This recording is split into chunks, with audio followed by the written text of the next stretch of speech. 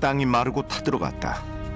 농사도 지을 수 없고 식수 확보마저 위험해질 정도의 지독한 가뭄. 사람들의 마음도 함께 타들어갔다. 21세기에 하늘에 올리는 기우제가 치러졌다. 가뭄이 낳은 진풍경이었다. 아유 말할 것도 없어. 밭이 막 곡석이 다 타 죽었어요. 사람 타 죽게 생겼더란 게. 자손들이 와서 받아주기도 어렵고 자손들도 오지 말라고 할 정도로 동네가 그 정도였었어요. 비가 여름에 집중되어 있고 인구가 많은 우리나라는 1인당 이용 가능한 수자원량이 OECD 가입국 중 최저치에 속하는 129위. 체감하지 못하고 있지만 한국은 이미 물 부족 국가다. 지금 물 부족을 해결하기 위해 첨단 기술이 총동원되고 있다. 산간 토서 지역을 위한 이동식 급수 시설에서부터 강변의 물을 여과시켜 사용하는 강변 여과수 개발, 그리고 지하에 건설되는 대규모 저수지까지 우리가 물 관리 기술에 이처럼 많은 노력과 시간을 투자해야 하는 이유는 바로 여기에 있다. 물, 그것은 나라를 지키는 또 하나의 안보이기 때문이다. 충남 보령의 한 농촌 마을.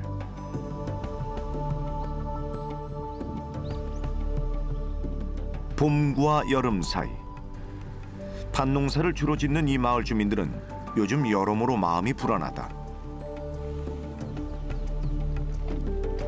본격적인 농사철을 앞두고 작년에 악몽이 되살아나서다.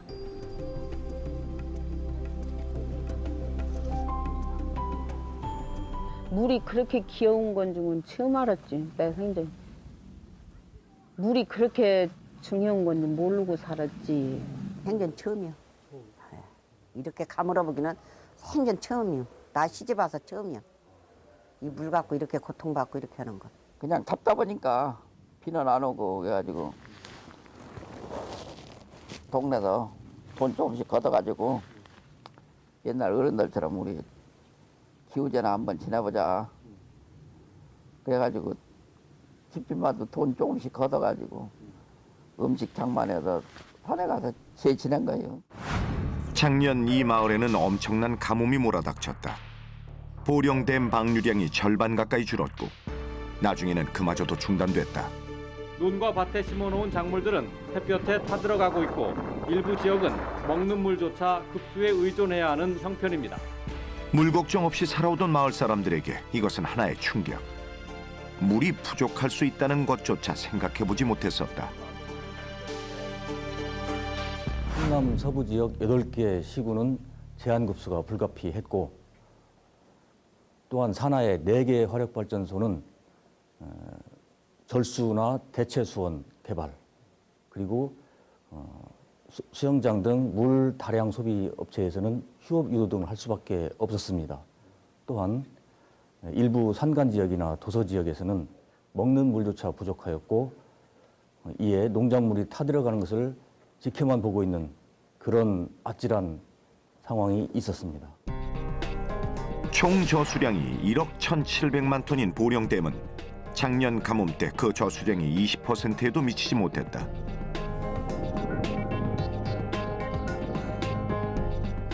무엇보다 큰 피해는 흉작이었다.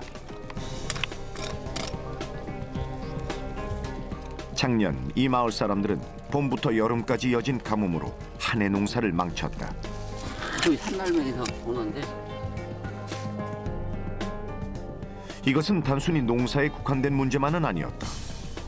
물이 부족해 농사를 망치게 되면 한 해 살림살이에 큰 타격이 왔다. 물 부족은 곧 농촌 문제로 경제 문제로까지 확대됐다. 물을 공급할 길을 찾다 못해 작년 주민들은 직접 나서 저수지를 만들자는 의견까지 나왔었다. 그만큼 급박했던 것이다. 저 위 고랑에다가 원래는 이제 이 막는 것을 그 한참 얘기했었어요.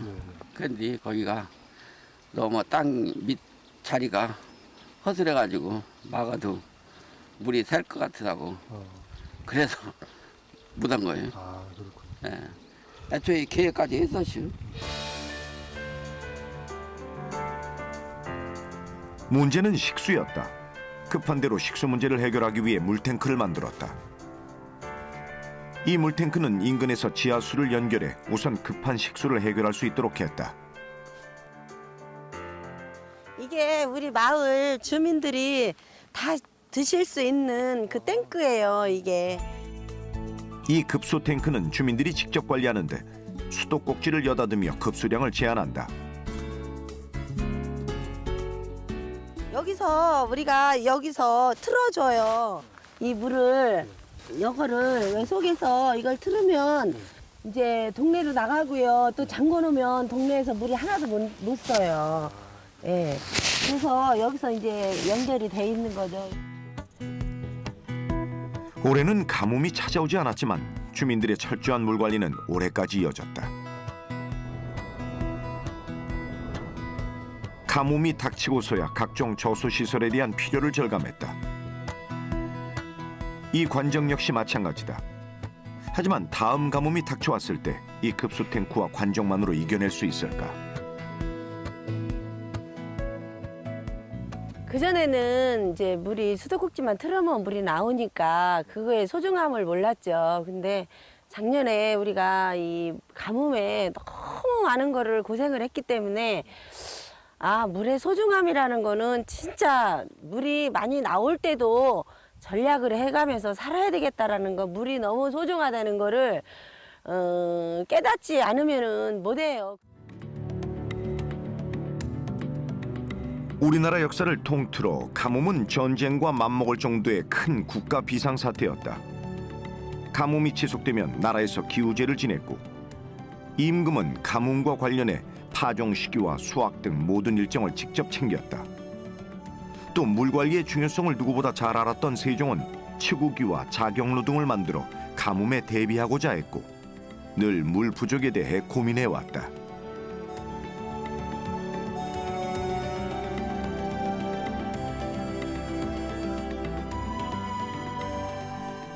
이상기후 현상, 물 사용량 급증으로 인해 세계에는 물 부족 위기에 처한 나라들이 점차 늘어나고 있다. 세계은행은 물 부족으로 인한 국가 재정 지출이 GDP의 6%까지 소요될 수 있다고 경고한다.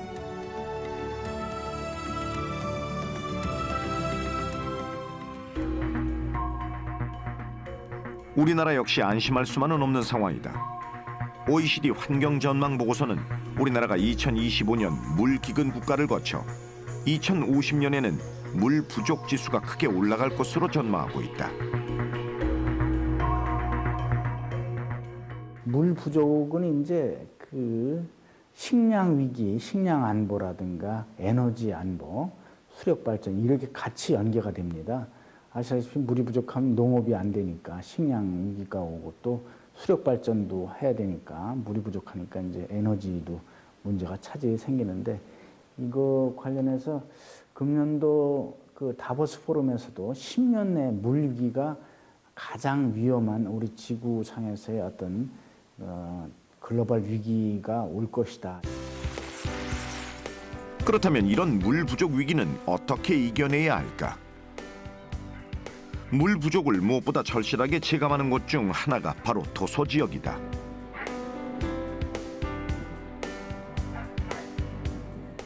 대청도의 중심지인 선진동. 이 마을은 대청도의 주요 상가가 몰려있는 데다가 여름이면 관광객이 몰려 늘 물 부족 현상에 시달려오던 곳이다.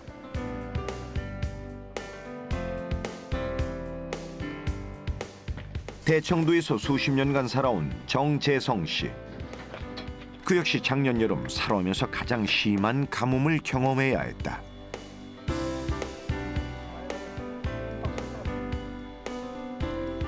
소일 삼아 집 앞 텃밭에서 짓던 농사는 애시당초 포기해야 했다. 평소 물이 부족할 때는 지하수를 끌어다 썼는데 작년엔 지하수마저 고갈됐다. 그러나 그보다 더 심각한 것은 식수였다. 수돗물이 끊기자 일대 주민들은 군청에서 나눠주는 정수된 물로 여름을 나야 했다. 여기 있습니다. 한 집에 이거 한 집에 6개씩 받았나 작년에 이렇게 받았어요. 그럼 작년에 이거 가지고 물 드신 이거 거예요? 가지고 이걸 걸로 먹었죠 여름에. 작년에 물이 딸리니까 저기 우리 지하수 있는데 지하수가 물이 안 올라왔어요. 그래서 할 수 없이 이렇게 물을 갖다 줘. 아, 그럼 이렇게 급수를 받아본 적이 작년에 처음이었나요? 네, 처음이죠. 아, 전에는 물 배급 타 먹었었고 옛날에는. 아, 그러다가 지하수를 파면서부터 배급을 안 줬잖아요. 물이 나오니까. 네. 근데 작년부터 가보니까 또 갑자기 심해가지고 그랬죠.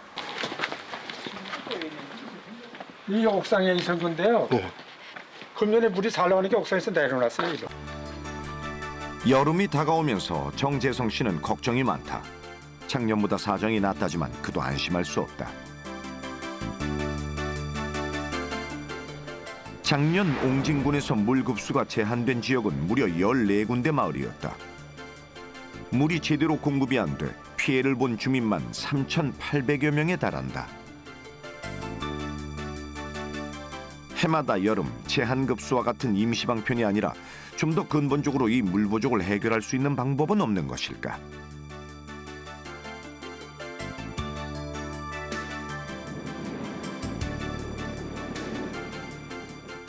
바닷가에 자리한 한 연구시설. 담수는 물론 해수까지 물이 필요한 지역으로 이동해 물을 공급할 수 있는 다중수원 이동식 모듈화 수처리 장치. 이 장치의 실제 상용화가 눈앞으로 다가왔다. 연구진이 개발해온 이 장치를 제일 먼저 사용하게 될 곳 중 하나가 대청도. 대청도야말로 이동식 급수장치가 필요한 곳이다. 대청도 등 도서 지역은 계절에 따른 지하수의 유량 변동이 심할 뿐만 아니라 관광객 유입 등으로 인해서 물의 사용 패턴이 일정하지 않습니다. 그래서 예를 들면 대청도의 경우 휴가철에 사람들이 몰리고 갑자기 비가 안 오면 물이 부족해지는 상황이 발생합니다.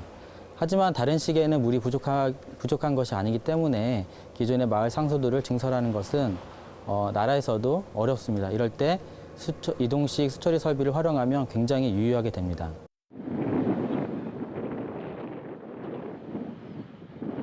같은 대청도 내에서도 물 공급 상황은 제각각. 특정 지역, 특정 시기에만 겪는 물 부족. 그걸 대비해 이 장치가 개발됐다. 다중수원 모듈화 수처리 장치. 이것은 다중수원, 즉 바닷물이나 지하수, 빗물 등 다양한 수자원을 가정에 공급할 수 있는 물로 바꾸는 장치인데 이동이 가능해진 것은 모듈화되어 있기 때문이다. 모듈화되었다는 건 기능별로 장치가 나뉘어져 있다는 뜻이다. 이게 하나의 컨테이너 박스로 되어 있는데요. 이런 부분들이 그냥 단순하게 각각 공정입니다. 그래서 필요한 지역, 예를 들면 뭐 지금 대청도에 설치되어 있지만 소청도든 뭐 내륙 지역이든 거기서 필요한 지역에 물이 부족하다 그러면은 거기에 필요한 지역에 맞게끔 이 공정을 따로 하나씩 떼가지고 거기 가서 붙여놓기만 하면 바로 이제 물을 생산할 수 있고. 장치에 필요한 모듈을 보면 제일 먼저 정전시를 대비해 전원을 공급할 수 있도록 만들어진 발전기로부터 시작해 바닷물, 빗물, 지하수 등을 한 군데 모으고 섞기 위한 혼화조인 블렌딩조. 미세한 구멍을 가진 섬유막을 물속에 넣어 병원균 등 이물질을 걸러주는 과정을 통해 오염물질을 여과시키는 UF. 바닷물 속에 있는 염분을 제거해 마실 수 있는 물로 바꾸는 공정인 SWR로. 이 과정에선 역삼투 기법이 활용된다. 바닷물보다는 염분이 적지만 역시 염분을 포함하고 있는 기술을 마실 수 있는 물로 바꾸는 BWRO 공정.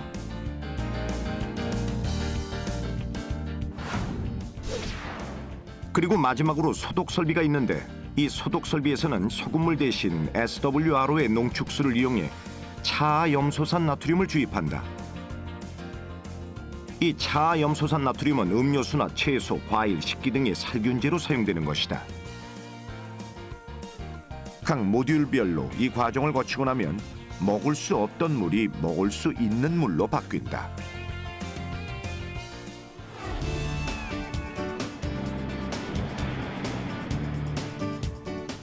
이렇게 여과되고 소독 처리된 물은 마을 사람들에게 공급하기 위해 물탱크로 옮겨진다.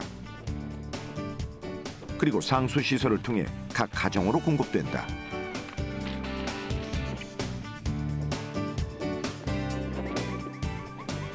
이 장치는 대청도뿐만 아니라 어느 지역에서도 유용할 수 있다. 해마다 물 부족을 겪게 되는 여름. 그리고 유난히 가뭄이 심한 지역으로 컨테이너들을 옮겨 다시 조립하면 된다. 그 자리에서 물을 생산할 수 있는 이동식 급수 장치가 만들어지는 것이다.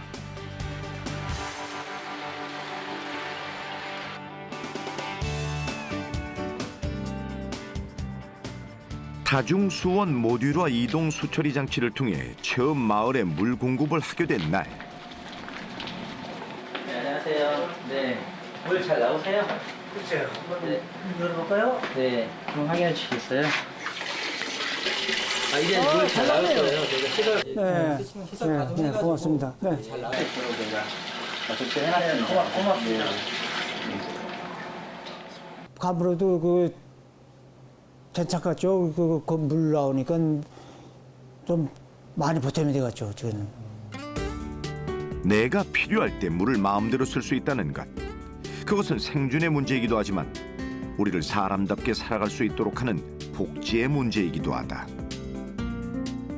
물 부족한 부분들을 제한급수를 통해서 해결한다든지 또 병물 공급을 통해서 해결한다든지 이렇게 해결을 했는데 이것 또한 크게 보면은 물복지 차원에서 매우 큰 문제다. 그래서 언제든지 물 부족한 것은 있어서는 안 된다 하는 그런 차원에서 저희가 이제 시도를 한 겁니다. 네. 더 발전하게 되면 물 부족 지역뿐만 아니고 일부 그 마을 상수도를 대체할 수 있는 그런 기능까지도 가능하겠다 이렇게 볼 수 있습니다.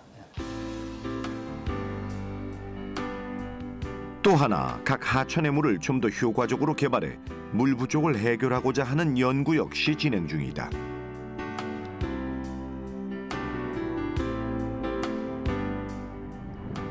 안성시에서 발원해 평택시를 지나 아산만으로 흘러드는 안성천. 길이 76km, 유역 면적이 1722km나 되는 이 안성천 주변에는 예전에는 보이지 않던 시설 하나가 들어서 있다. 하천에 흐르는 물이 아니라 하천 주변부의 물을 취수하기 위한 시설이다. 이 시설에는 취수에 대한 각종 첨단 기술이 구현돼 있는데 하천 주변에 자연 여과된 물을 대용량으로 또 간접으로 취수할 수 있게 한 것이 이 시설의 특징이다. 이 시설이 강변 여과수 취수 시설 중에 가장 대표적인 방식인 방사형 집수정 취수 시설입니다. 방사형 집수 시설은 보시는 것처럼 직경 약 6m의 우물통 시설이 지하로 15m 정도 들어가고요. 수평 집수관을 평균 8개 정도 시공을 하는 방식입니다. 방사형 집수정은 땅속으로 집수관이 방사형으로 뻗어 있어 한 번에 대용량의 취수가 가능하다. 가운데 큰 우물통을 두고 수평 집수관이 방사형으로 뻗어 강변 여과수를 취수한다. 우물통의 지름은 약 6m, 깊이는 15m다. 수평 집수관의 길이는 30에서 70m로 지형에 따라 조금씩 달라진다. 7개의 집수관을 통해 하루 취수하는 양만 7,000톤 이상이다.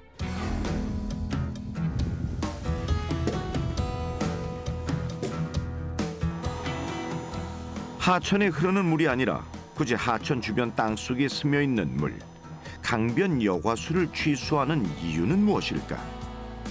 또 그 물은 안전한 것일까?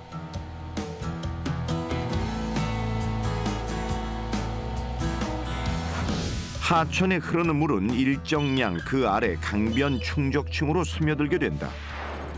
이때 이 물은 강변 충적층, 즉 자갈층을 통과하며 자연스럽게 불순물이 자연 여과된다.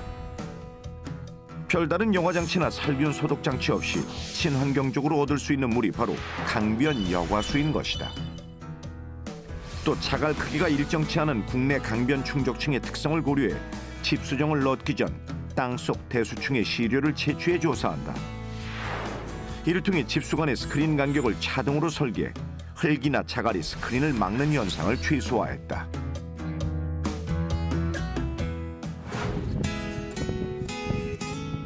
강변 여과수의 양과 수질은 주변 통합운용센터를 통해 관리된다. 최근 갑작스런 기온 상승이나 녹조류 발생으로 돌발적인 하천 오염 사고가 늘고 있다. 강변 여과수의 장점은 이런 사고에도 깨끗한 수질을 유지하고 안정적으로 물을 공급할 수 있다는 것이다. 강변 여과수는 강변 축적증의 자연 여과 기능을 이용하기 때문에 수질 오염 사고에도 안전한 깨끗한 물로서 정수 공정이 단순하여 경제적인 장점이 있습니다. 독일 등 유럽에서 관심을 갖고 있는 취수원으로서 현재는 미국 등에도 널리 퍼져 있고요. 선진국가 같은 경우는 20% 가까운 16% 정도의 취수원으로 활용하고 있는데요. 우리나라에서는 매우 미비한 실정입니다. 경제적인 장점과 환경적인 이점을 동시에 갖고 있는 강변 여과수. 하지만 선진국에 비해 우리나라에서는 아직 이런 강변 여과수 활용이 미비한 실정이다. 강변 여과수 개발에는 또 다른 장점이 있다. 연구단에 따르면 강변 여과수 취수를 할 경우 안성촌의 상수원 보호구역이 4km에서 2km로 줄어든다. 그만큼의 개발 면적이 늘어나는 것이다. 강변 여과수 활용에 따라 수변 지역에 대해서 규제 지역이 축소됨에 따라 친수 공간의 활용 등이 크게 늘어날 것으로 판단이 됩니다. 이상 기온, 기후 변화, 가뭄이 지속되리라고 판단되는 이 시기에는 현재 취수하고 있는 직접 취수 방식에 비해서 깨끗한 물과 안정적인 수질을 공급할 수 있는 간접 취수 방식의 강변 여과수가 미래의 대체 수자원이라고 판단되고, 물 부족과 더불어 우리가 당면하고 있는 또 다른 문제 하나는 식수원의 오염이다. 우리나라는 식수원을 대부분 지표수에 의존하고 있기 때문에 오염에도 취약할 수밖에 없다.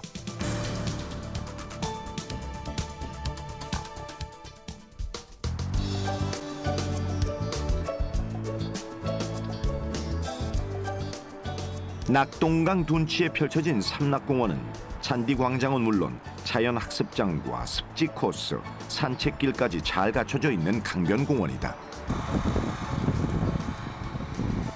그런데 이 공원 지하에 지금 우리나라 저수지 공사에 획을 그을 만한 새로운 시설이 현재 공사 중에 있다. 바로 저수지를 땅 위가 아닌 지하에 건설하는 대규모 지하 저수지다. 이 지하 저수지에 저장할 물은 바로 근처 낙동강에서 채취한다. 낙동강물이 깨끗할 때 취수해 대용량으로 지하에 보관해 놓겠다는 것이다. 예, 여기가 이제 낙동강 원수를 채취하는 취수문입니다. 그래서 요게 요 취수문을 통해서 낙동강 원수, 담수가 그 관로를 통해서 아까 설명드린 취수 펌프장 쪽으로 유입이 돼서 거기에서 이제 펌프를 통해서 저희들 주입종으로 이제 공급이 됩니다.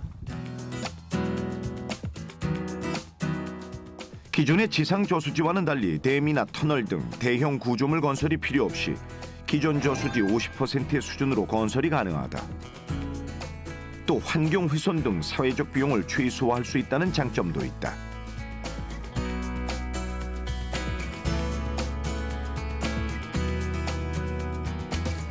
이제까지 우리나라에서는 지상 저수지 의존도가 절대적이었다. 이번 기술 개발은 수질 사고, 재난 등으로 인한 수질 오염에 적극 대응할 수 있다는 장점이 있다. 삼락공원에 만들어지는 대규모 지하 저수지는 100m 아래 땅 깊숙이에서 집수관을 통해 물을 끌어올린다. 이때 취수되는 물은 이미 강 하구의 모래층을 이용해 자연 정화된 깨끗한 물이다. 자연 그대로의 지질 구조를 여과기로 이용하는 셈이다. 전체적인 면적은 뭐 200 곱하기 200인데 실제로 요 담수재가 형성되는 거는 뭐 100m 곱하기 100m 정도의 규모라고 생각하시면 되고, 그게 100만 톤 정도의 그 규모면 부산 시내에서 1개 구민이 먹을 수 있는 뭐 그 정도 규모의 뭐 수량입니다. 그러니까 아주 많은 수량이죠.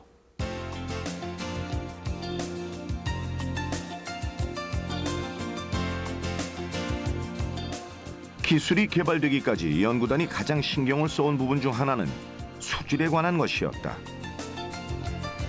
강변 하구의 모래층을 통과해온 낙동강물의 수질을 담보하는 것과 바닷물과 강물의 경계에 있는 곳에서 바닷물이 섞여들지 않도록 하는 것이 기술의 관건.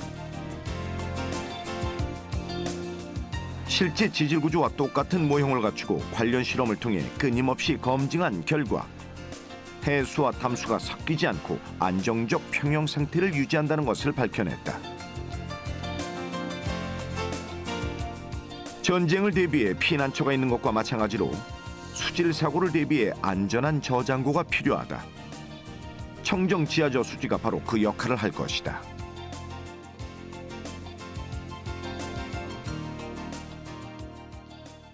지금 현재 수자원들은 댐, 하천을 이제 의존을 하고 있는데요. 그런 것들은 그대로 노출이 되어 있습니다. 그래서 보호 장치가 없는 거죠, 전혀.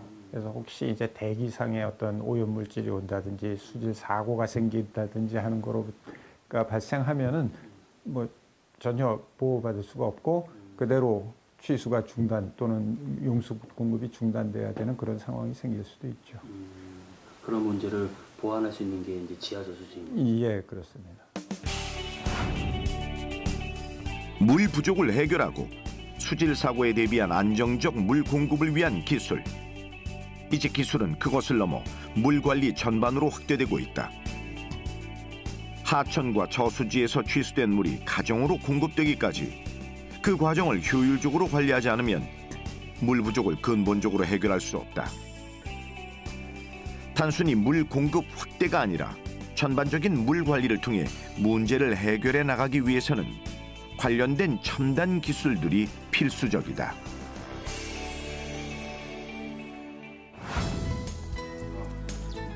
인천 영종도 물정보 관리 기술을 개발하는 연구원인 신병섭 씨. 그는 요즘 영종도 일대 주택가들의 수도 계량기를 보러 다니느라 바쁘다. 검침원도 아닌 그가 계량기를 보러 나선 데는 이유가 있다.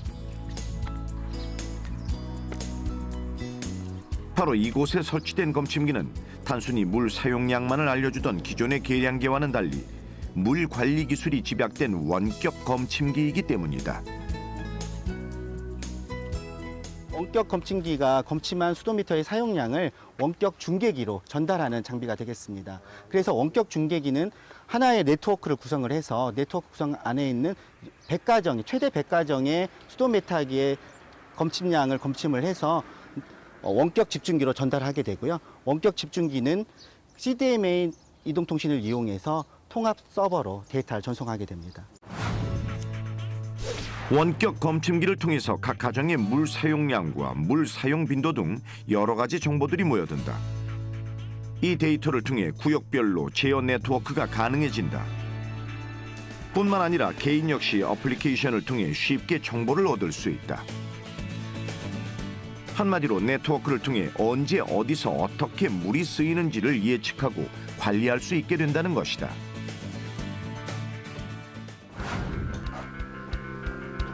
이런 기술들을 스마트 워터 그리드라 부르는데 상하수도 관리에 정보통신 기술을 접목해 비용은 줄이고 생산성은 높이는 데 그 목적이 있다. 내가 우리 집에서 사용하고 있는 물이 어떻게 사용되어져 있고 또 우리 집에 들어오는 물이 어떠한 경로를 통해서 들어오고 또 어떤 정도의 퀄리티를 갖는 물인지를 이런 서비스를 받아볼 수가 있습니다. 또한 각자의 집에서 가정에서 어떤 그 물 관련 어떤 정보들을 찾고 싶으면 그 가정에 보급되어지는 스마트폰 어플을 통해서 다양한 정보들을 받아볼 수가 있습니다.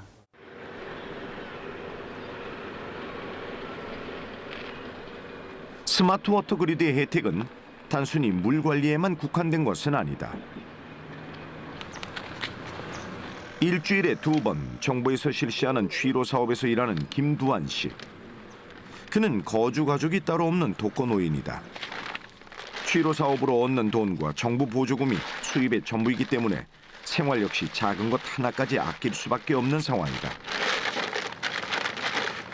하루 일당 4만 35,000원. 35,000원. 네. 그 일주일에 2번밖에 안 해. 월요일, 화요일. 월화. 그래갖고서 그거 갖고 나면 돼. 젊은 사람들이 육지로 나가고 난 도서 지역에는 그와 같은 독거노인들이 대부분이다. 일을 마치고 집으로 돌아가는 길. 오래된 집은 정부 지원으로 지금 공사가 한창이다. 혼자 사는 살림에 세간이라야 별게 없다. 그러다 보니 물 쓰는 일도 정해져 있다. 하루 한두 번 씻는 일과 간간히 음식을 해먹는 것이 물 쓰는 일의 전부. 그런데 스마트 워터 그리드 연구단은 김두원 씨와 같은 도서지역 독거노인 가정에 스마트 원격 검침기를 무상으로 달아줄 계획이다. 물 쓰는 일도 별로 없고 어플리케이션을 통해 자신이 쓰는 물을 관리하는 것도 어려운 독거노인들에게 원격 검침기는 도대체 왜 필요한 것일까? 그것은 이 원격 검침기를 통해 수집되는 물 사용 데이터가 이 같은 독거노인들을 돌보는 하나의 정보가 되기 때문이다. 할아버지 안녕하세요. 네. 수도 계량기 때문에 왔어요. 네.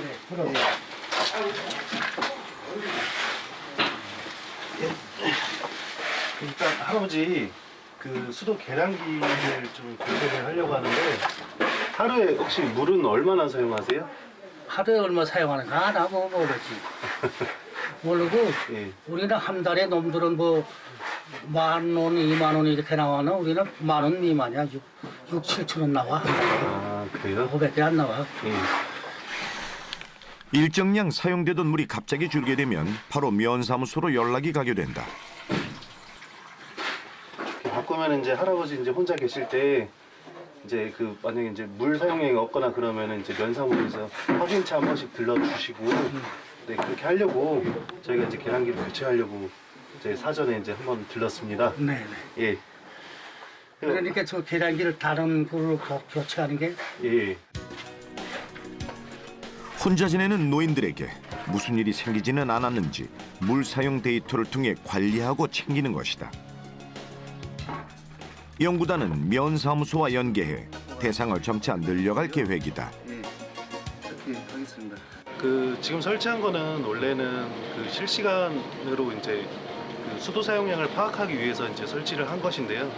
근데 여기 대청도에는 이제 혼자 사시는 분들이 많아가지고 이제 그 혼자 사시는 분들의 이제 물 사용량이 갑자기 줄어들거나 그럴 때는 저희가 이제 위급 상황으로 보고 이제 면사무소 직원이 이제 방문을 한다거나 그런 식으로 이제 혼자 사시는 분들을 이제 케어하기 위해서 이제 설치를 했습니다. 우리는 물이 부족하다는 것이 뭔지 모르는 시대에 살고 있다. 하지만 이미 곳곳에서 물 부족의 징후는 나타나고 있다. 물 확보와 관리가 제대로 되지 않으면 식량 안보가 무너지고 국민 생활의 근간이 흔들린다.